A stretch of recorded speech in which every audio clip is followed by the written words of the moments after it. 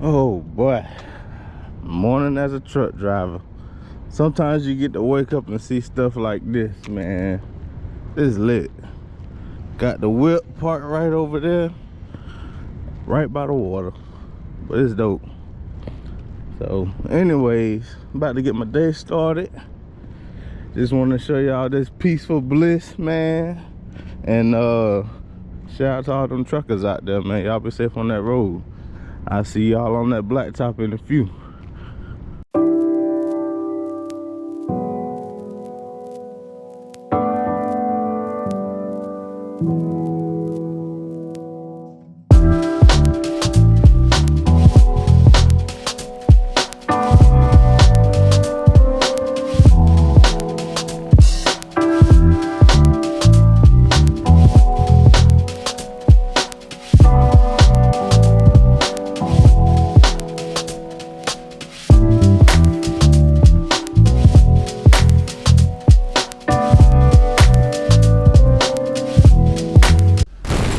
What's good, y'all? It's that boy that got a man, that main vlogger, and we're back with another adventure, man. And in today's adventure, we're gonna talk about fueling. But before I get to it, if the camera looks a little different, or the lighting and all that stuff looks a little different, I had to use my backup camera. I haven't used this thing in so long, so y'all bear with me. But anyway, yeah, so let's go ahead and get into it. So fueling, this is episode 7 of how to be a successful lease operator. And I'm just gonna say how I fuel or whatever. This is not, I guess, everybody's way of doing it. This is just how I do it. But long story short, I use the app, the Prime Inc app. I'll show you. Let me pull it up. So on the Prime Inc app, you got your fuel and services tab, and on there it has, you know, different fuel prices and everything. You can see the little black dots. Each one of them has a discount, and so the price that we pay is not the same price that everybody else pays at the pump. We have a pretty nice discount and everything, so that's what I mostly use. And what I'll do is I'll look at my route. It's part of my trip planning. I'll look at my route, I'll see what the fuel prices are looking like along my route and in different parts of the country where I think I might get loaded at next and everything. And from there, what I'll do is I'll try to find the cheapest fuel prices along my route.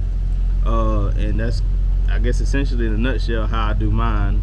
Now, a couple other things you could do with a lot of the drivers is using Macro 27. Macro 27 is great. That's Prime's optimized fuel thing or whatever. And with that, it'll pull up the absolute best fuel efficiency for your trip or whatever. But sometimes it's not 100% perfect. Sometimes it'll take you out of your route and everything. So that's why I use the app or whatever to kind of get the best fuels in my route. And you know, sometimes I use it. I'm not gonna lie, sometimes I use it. There's nothing wrong with that. I want to put that out there. There's absolutely nothing wrong with Macro 27. It's a great tool. That's what they teach you in the H2 class. That's what they teach you in TNT and everything too. You can use that or whatever as a great resource. But I'm mostly using Macro 27. It's just like kind of like a, I guess, an extra guide or hand, if you will. I'd look over and see, like, along my route if it's kind of lining up, if it's correlating or whatever. So yeah, so that's the Macro 27. All right, so some other considerations that I do as far as fueling, I look at like I said, where I'm at in the country. And so, for example, say I'm starting off in the South or in a place where fuel is going to be cheaper compared to the rest of the country. I might go ahead and fill my whole entire tank up because I know on the back end it's going to save me money as far as fuel goes when I'm out, say, in the Midwest or West or whatever. Another thing to consider is the terrain and everything. Like say, for example, if you're going through mountains and stuff, you know mountains are going to eat up a lot more fuel. So maybe you want to put in a little extra to cover you, you know, for your trip or whatever. Another thing you want to consider is fuel stops around your destination. Are there even going to be any fuel stops around where you deliver your load at? A lot of times if not, I always try to make sure I have some extra that way, just in case You know, that there are no fuel stops or whatever around where I can't put any fuel in that's in network. I got the extra fuel already in the truck to cover me. Another thing I also consider is deadheading. So with the deadhead, a lot of times the extra fuel that I put in my truck, that'll a lot of times cover my deadhead. So that way when I actually get to the pickup, I'm just using my fuel surcharge strictly for my load. So that's another thing. So yeah, that's just some quick tips and everything as far as how I do my fuel. I know some questions that people are probably gonna ask is, well, what do you run your truck at? What speed do you run your truck at? And my truck is governed at like 65, 66 miles an hour, but I typically try to run my truck between 60 and 62, and I'll say that's the average speed. So say for example, if I'm going up a hill or whatever and it's cutting back down to 55, well, you know, I'll try to, you know, pick up a little bit more speed. Also, mind you, never going over the speed limit now. I want to put that out there. Never go over the speed limit. But, you know, within the speed limit range, I might speed up a little bit on the downhill. That way my average speed stays consistent throughout my trip. And I try to pre-trip my loads around 60 miles an hour. You know, that's if it's straight highway and not back roads. But if it's straight highway, I try to pre-trip it around 60 miles an hour because when I look at it, that's 1 mile per minute. So, you know, it's kind of like a good, you know, even ballpark. Now, a lot of people here at Prime, they run their trucks at like 55, 58 miles an hour. And yes, you can get more fuel economy, absolutely. But for me personally, for how I like to run my truck,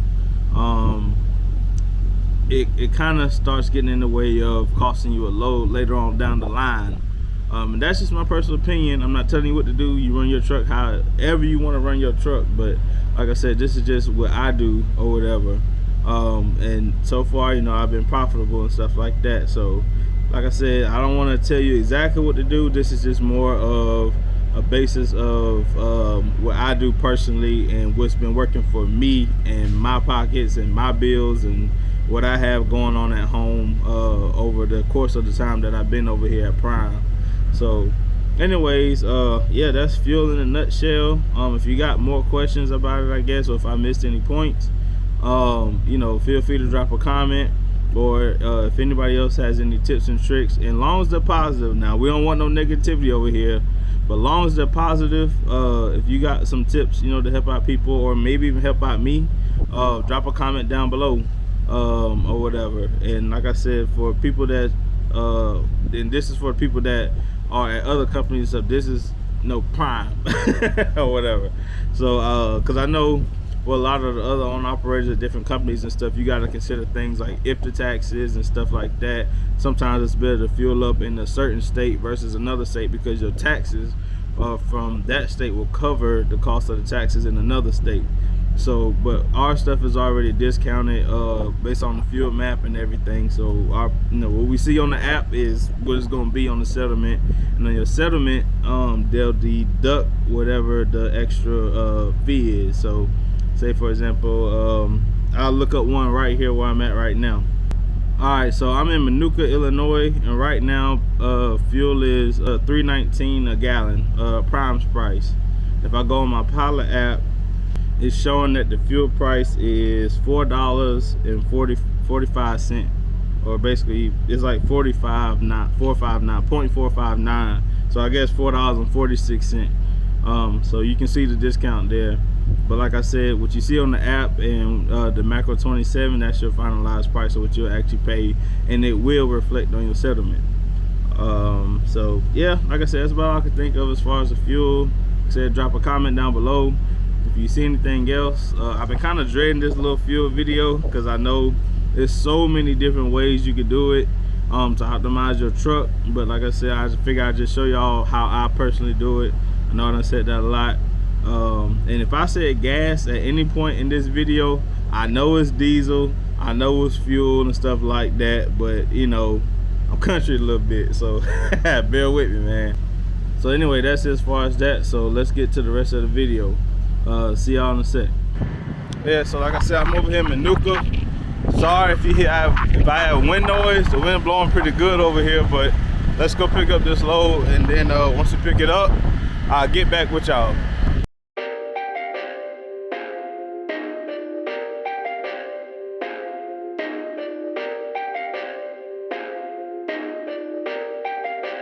Perfect. Perfect.